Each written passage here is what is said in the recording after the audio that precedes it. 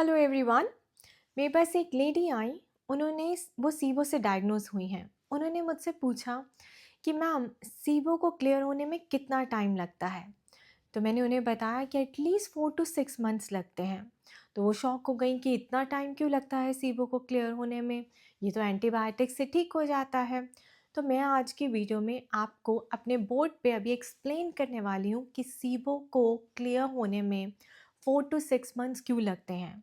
In fact SIBO को completely uproot करने में एटलीस्ट 1 ईयर भी लग सकता है। Why? Because SIBO is a relapsing condition. SIBO वापस आ जाता है अगर आप ध्यान ना दें तो। और ये मैं आपको पर्सनल एक्सपीरियंस से बोल रही हूँ क्योंकि मुझे एटलीस्ट 20 ईयर्स के लिए सीबो था जो कि अनडायग्नोज गया था and which was finally diagnosed in back in 2020। Okay, so मैं आपको सारा एक्सप्लेन करने वाली हूँ कि आपको 4 to 6 मंथ्स क्यों लगते हैं, कौन कौन से स्टेप्स आपको फॉलो करने हैं to uproot it completely. So I would request you to have some patience. Now let's take it to my board.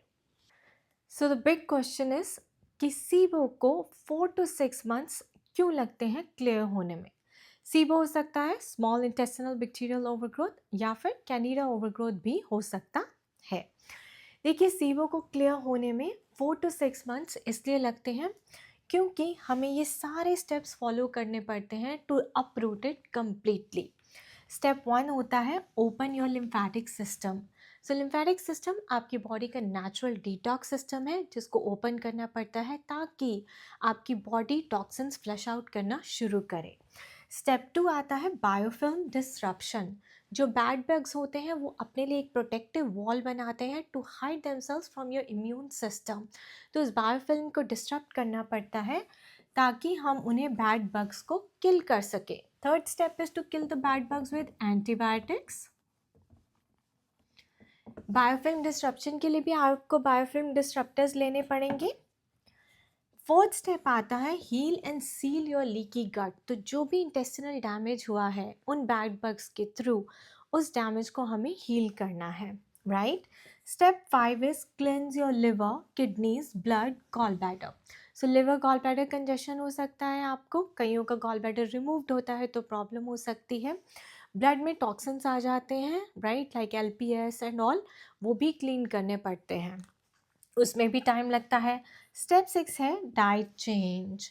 So diet change होगा क्योंकि आप फूड सेंसिटिविटीज़ हो जाती हैं, लो फॉडमैप डाइट आती है फॉर टाइम बीइंग। उसके बाद यू स्टार्ट ईटिंग नॉर्मल जब तक क्लियर आउट नहीं होता, तो उसमें भी टाइम लगता है क्योंकि आपकी हैबिट्स बन चुकी हैं, राइट। आपकी बॉडी को आदत पड़ चुकी है शुगर खाने की, या आपको एट टाइम्स क्रेविंग होगी मुझे ये खाना है, राइट। उस हैबिट को चेंज करने में, माइक्रोबायोम को शिफ्ट करने में टाइम लगता है। देन आता है आपका lifestyle change which is step 7। सो आपका जो रूटीन है, वेकअप रूटीन, राइट, आपकी स्लीपिंग पैटर्न क्या है, आपकी लाइफ में आप कितने आवर्स वर्क करते हैं, आर यू वर्किंग ओवर, आप क्या सेल्फ केयर के लिए टाइम निकाल रहे हैं, ऑलराइट, कि आपका डेली रूटीन कैसा है, which is also up for change here. Then 8th step is stress management. So stress management is very important because sometimes SIBO का जो main reason है, the root cause itself is stress. See, 90% of the cases में SIBO is stress induced. पहले stress आता है, उसके बाद SIBO होती है because your emotions get suppressed और repressed and then they manifest as a disease.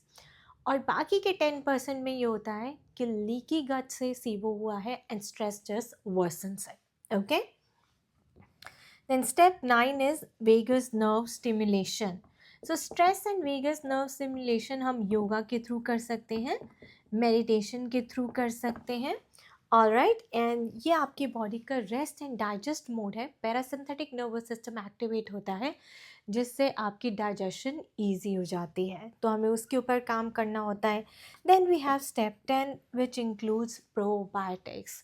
Finally the healing phase में हम आपको प्रोबायोटिक्स भी देते हैं, प्रीबायोटिक्स भी देते हैं, और इसीलिए हम इस प्रोसेस को 180 डिग्री ट्रांसफॉर्मेशन कहते हैं। You will no longer be the old person, you will completely be a new person, okay and और इस पूरे प्रोसेस को फंक्शनल मेडिसिन में कहते हैं weeding, seeding and feeding. Reading the bad bugs, seeding your gut with probiotics and then feeding the probiotics with the prebiotics. सो ये reason है कि आपको 4 to 6 months लग सकते हैं क्लियर आउट करने में सीबो को. और गाइस अगर मैं आपको अपना केस बताऊं तो मुझे एटलीस्ट 1 ईयर से भी ज़्यादा 2-3 years लग गए थे, बिकॉज मुझे मोल्ड इन्फेक्शन भी था. और जब मोल्ड इन्फेक्शन होता है तो मोल्ड की वजह से सीबो भी इट कीप्स कमिंग बैक. बहुत सारे केसेस में सीबो रिलैप्स भी होता है, आपका ठीक हुआ फिर क्लियर, फिर वापस आ गया, फिर ठीक हुआ फिर क्लियर, तो उसमें भी it can get prolonged, right.